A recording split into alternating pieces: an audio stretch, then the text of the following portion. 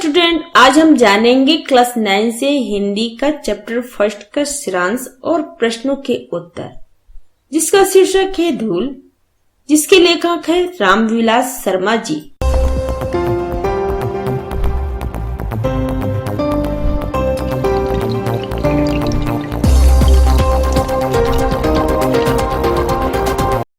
बच्चों, इस चैप्टर की शुरुआत हम यहाँ से करेंगे।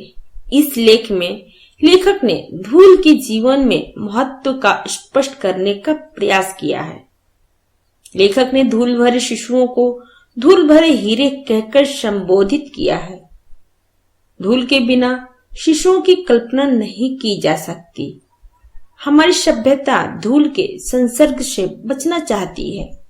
लेखक का आगे कहना है कि जो बचपन में धूल से खेला है, वो जवानी में अखाड़े की मिट्टी में सनने से कैसे वंचित रह सकता है। जितने सारे तत्व जीवन के लिए अनिवार्य हैं, वे सब मिट्टी से ही मिलते हैं। ग्राम भाषाओं में हमने गोधली शब्द को अमर कर दिया है। गोधली पर कितनी कवियों ने अपनी कलम नहीं तोड़ दी, लेकिन यह गोधली गांव की अपनी संपत्ति है, जो शहरों के बाटे नहीं पड़ी, मतलब शहरों के हक में नहीं पड़ी। श्रद्धा, भक्ति, स्नेह, इनकी चरम व्यंजना के लिए धूल से बढ़कर और कौन साधन है। यहाँ तक कि घृणा, असूया आदि के लिए भी धूल चाटने, धूल झाड़ने आदि की क्रियाएं प्रचलित है। धूल, धूली, धूली, धुरी आदि की व्यंजनाएं अलग अलग हैं। धूल जीवन का यथार्थवादी गद्य, धूली उसकी कविता है। धूली छायावादी दर्शन है, जिसकी वास्तविकता संदिग्ध है, और धूरी लोक संस्कृति का नवीन जागरण है। इन सब का रंग एक ही है, रूप में भिन्नता जो भी हो, ये धूल भरे हीरे अमर है। बच्चों, अब हम इस पाठ के प्रश्नों के उत्तर को जानेंगे। पहला प्रश्न है, धूल के बिना किसी शिशु की कल्पना क्यों नहीं की जा सकती? कम से कम 25-30 शब्दों में लिखिए। आंसर है, माँ और मातृभूमि स्वर्ग से भी बढ़कर है। माँ की गोद से उतरकर बच्चा मातृभूमि पर कदम रखता है, घुटनों के बल चलना सीखता है, फिर धूल से सनकर विविध क्रियाएं करता है। शिशु का बचपन मातृभूमि की गोद में धूल से बनकर निखर उठता है। इसलिए धूल के बिना किसी शिशु की कल्पना नहीं की जा सकती। बच्चों, ये धूल ही है जो शिशु के मुंह पर पड़कर उसकी स्वाभाविक सुंदरता को उभारती है। अभिजात वर्ग ने प्रसाधन सामग्री में बड़े बड़े आविष्कार किए, परंतु शिशु के मुंह पर छाई वास्तविक गोधली की तुलना में वो सामग्री कोई मूल्य नहीं रखती। सेकंड क्वेश्चन है, हमारी सभ्यता धूल से क्यों बचना चाहती है? 25-30 शब्दों में लिखिए।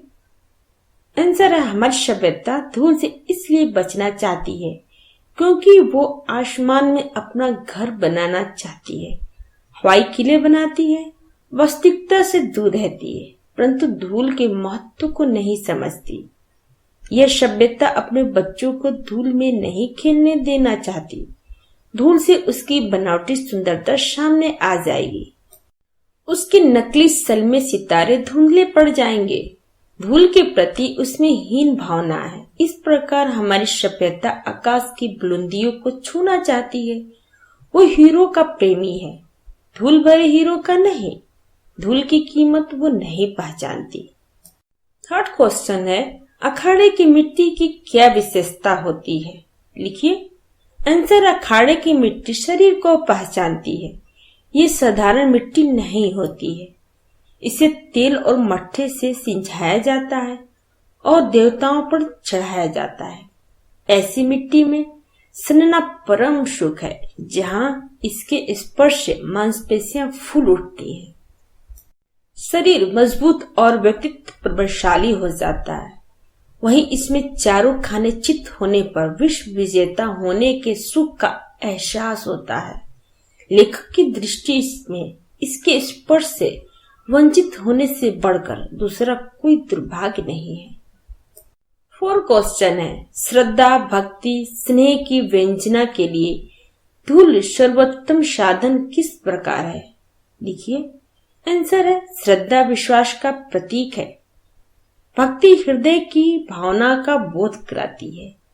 प्यार का बंधन स्नेह की भावना को जोड़ता है। लोग कहते हैं कि धूल के समान तुच्छ कोई नहीं है, जबकि सभी धूल को माथे से लगाकर उसके प्रति अपनी भक्ति व्यक्त करते हैं। वीर योद्धा धूल को आंखों से लगाकर उसके प्रति अपनी श्रद्धा जताते हैं। हमारा शरीर भी मिट्टी से बना है, इस प्रकार धूल अपने देश के प्रति श्रद्धा भक्ति और स्नेह व्यक्त करने का सर्वोत्तम साधन है। 5 क्वेश्चन है, इस पाठ में लेखक ने नगरीय सभ्यता पर क्या व्यंग्य किया है? लिखिए। आंसर है इस पाठ में लेखक ने बताया है कि जो लोग गांव से जुड़े हुए हैं वे यह कल्पना ही नहीं कर सकते कि धूल के बिना भी कोई शिशु हो सकता है। वे धूल से सने हुए बच्चे को धूली भरे हीरे कहते हैं। आधुनिक नगरीय सभ्यता बच्चों को धूल में खेलने से मना करती है। बच्चों नगर में लोग यानी शहर में लोग कृत्रिम वातावरण में जीने पर विवश होते हैं। शहर की सभ्यता को बनावटी नकली और चकाचौंध भरी कहा गया है। यहाँ लोगों को कांच के हीरे ही प्यारे लगते हैं।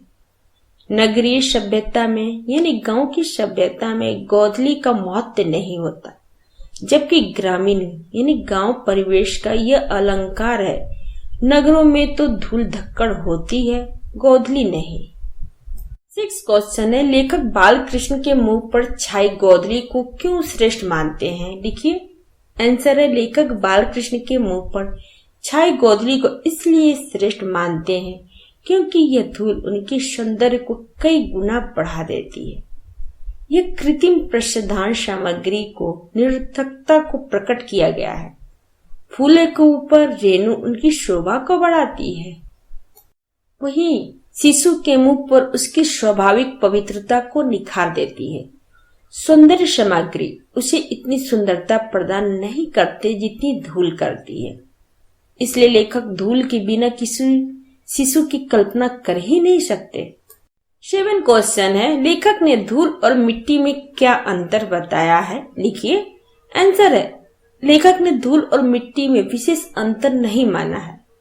उसके अनुसार मिट्टी और धूल में उतना ही अंतर है जितना कि शब्द और रस में, देह और जान में अथवा चांद और चांदनी में होता है। जिस प्रकार ये अलग अलग होती हुई भी एक हैं, उसी प्रकार धूल और मिट्टी अलग नाम होकर भी एक ही हैं। मिट्टी की आभा का नाम है धूल और मिट्टी के रंग रूप की पहचान उसकी धूल से होती है। जीवन के सभी अनिवार्य सारे तत्व मिट्टी से ही मिलते हैं। जिन फूलों को हम अपनी प्रिय वस्तुओं का उपमान बनाते हैं वे सब मिट्टी से ही उपजते हैं। रूप रस गंध स्पर्श इन्हीं मिट्टी की देन माना जा सकता है। मिट्टी में जब चमक उत्पन्न होती है तो वो धूल की पवित्र रूप ले लेती है। यही धूल हमारी संस्कृति की पहचान है। 8 क्वेश्चन है, ग्रामीण परिवेश में प्रकृति धूल के कौन कौन से सुंदर चित्र प्रस्तुत करती है? लिखिए। उत्तर है ग्रामीण परिवेश में प्रकृति धूल के अनगिनत सुंदर चित्र प्रस्तुत करती है। ग्रामीण परिवेश में पले बढ़े बच्चे धूल से सने दिखाई देते हैं। ये धूल उनके मुख पर उनकी सहज पवित्रता को निखार देती है। गांव के अखाड़ों में भी धूल का प्रभाव दिखाई देता है। यहाँ की मिट्टी तेल और मट्ठे से सिंचाई हुई होती है, जिसे देवता पर भी चढ़ाया जाता है। सेकंड है, ग्रामीण परिवेश में शाम के समय जंगल से लौटते हुए गायों के खुरों से उड़ती धूल गोधली की पवित्रता को प्रमाणित करती है।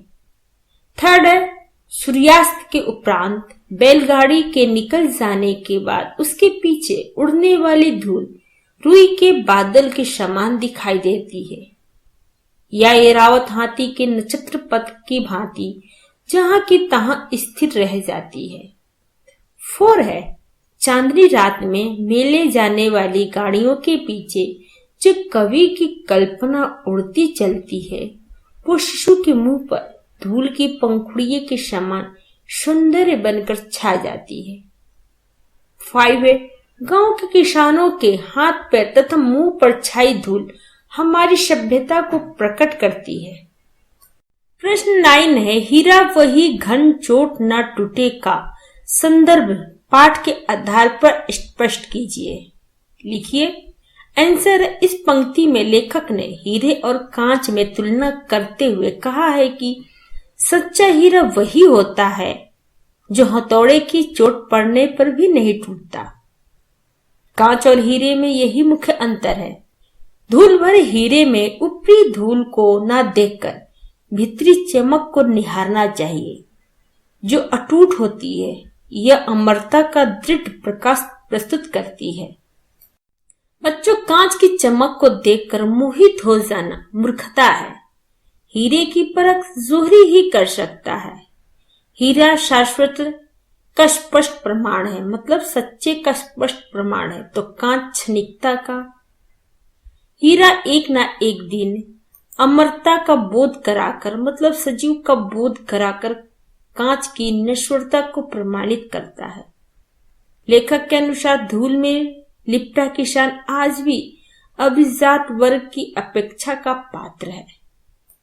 किसान उसकी उपेक्षा सहन कर मिट्टी से प्यार करता है और अपने परिश्रम से अन्न पैदा करता है। वो उसके परिश्रमी होने का प्रमाण है। वो ऐसा हीरा है जो धूल से भरा है। हीरा अपनी कठोरता के लिए जाना जाता है, जो हथौड़े की चोट से भी नहीं टूटता। इसी प्रकार से भारतीय किसान भी कठोर परिश्रम से नहीं घबराता है, इसलिए वो अटूट है। 10 प्रश्न है, धूल, धूली, धूली, धुरी और गोधली की व्यंजनाओं को स्पष्ट कीजिए। लिखिए। आंसर है, धूल, धूली, धूली, धुरी और गोधली की व्यंजनाएं अलग हैं। धूल जीवन का यथार्थवादी गद्य है, तो धूली उसकी कविता है। अर्थात हमारा शरीर जिस धूल और मिट्टी से बना है, वही धूल उसकी वास्तविकता प्रकट करती है। और इसी धूल शब्द को कवियों ने धूली के रूप में अभिव्यंजित किया है। बच्चों, धूली छायावादी दर्शन है। इसकी वास्तविकता छायावादी कविता के समान संदिग्ध है। धूरी लोक संस्कृति का नवीन जागरण है। अर्थात भारतीय संस्कृति में कवियों ने धूरी शब्द का प्रयोग करके अपनी प्राचीन सभ्यता को प्रकट करना चाहा है। इसी प्रकार गौ गोपालों के पद संचालन से उड़ने वाली मिट्टी को गोधली कहा गया है। इन सब का रंग चाहे एक ही हो, किंतु रूप में भिन्नता है। मिट्टी काली, पीली, लाल तरह की होती है, लेकिन धूल कहते हैं कि शरद के धुले उजले बादलों का स्मरण हो जाता है, वो धूल है। प्रश्न 11 है, धूल पाठ का मूल भाव स्पष्ट कीजिए। लिखिए। आंसर है, धूल पाठ में लेखक ने धूल की महिमा, महात्म्य और उपलब्धता व उपयोगिता का वर्णन किया है। इस पाठ के माध्यम से लेखक ने मजदूर किसानों के महत्व को स्पष्ट किया है। उनका मानना है कि धूल से सना व्यक्ति घृणा अथवा उपेक्षा का पात्र नहीं होता, बल्कि धूल तो परिश्रमी व्यक्ति का परिधान है। धूल से सना शिशु धूली भरा हीरा कहलाता है। बच्चों, आधुनिक सभ्यता में पले लोग धूल से घृणा करते हैं। वे ये नहीं जानते कि धूल अथवा मिट्टी ही जीवन का सार है। मिट्टी में ही सब पदार्थ उत्पन्न होते हैं। इसलिए सती मिट्टी को सिर से, सिपाही आंखों से तथा आम नागरिक स्नेह से स्पर्श करते हैं। अतः लेखक ने देश प्रेम और संस्कृति का प्रतीक धूल को विभिन्न सूक्तियों, लोकोक्तियों तथा उदाहरणों के माध्यम से प्रतिपादित किया है। 12 क्वेश्चन है, कविता को विडंबना मानते हुए लेखक ने क्या कहा है? आंसर है, लेखक का विचार है कि गोधली पर अनेक कवियों ने कविता लिखी है, परंतु वे उसी धूली को सजीवता से चित्रित नहीं कर पाए हैं। जो गांव में संध्या के समय गाय चराकर लौटते समय ग्वालों और गायों के पैर से उठकर सारे वातावरण में फैल जाती है। अधिकांश कवि शहर के रहने वाले हैं और शहरों में धूल धक्कड़ तो होता है, परंतु गांव की गोधली नहीं होती, इसलिए वे गांव की गोधली का सजीव वर्णन अपनी कविताओं में नहीं कर पाए। हिंदी कविता की सबसे सुंदर पंक्ति है, जिसके कारण धूली भरे हीरे कहलाएगा। परंतु फिर भी विडंबना यह है कि कवियों की लेखनी पर नगरीय सभ्यता विस्तार के कारण विराम चिन्ह लग गया है। अगर आपको मेरा ये वीडियो अच्छा लगा तो लाइक करें, या फिर कोई डाउट हो तो आप हमें कमेंट बॉक्स में लिख कर बताएं। अगर आप पहली बार मेरे चैनल पे आए हैं तो सब्सक्राइब करें और बेल आइकन को प्रेस करें, जिससे आपको मेरे नए वीडियो का नोटिफिकेशन सबसे पहले मिले। थैंक यू बच्चों, फिर मिलते हैं अगले वीडियो में।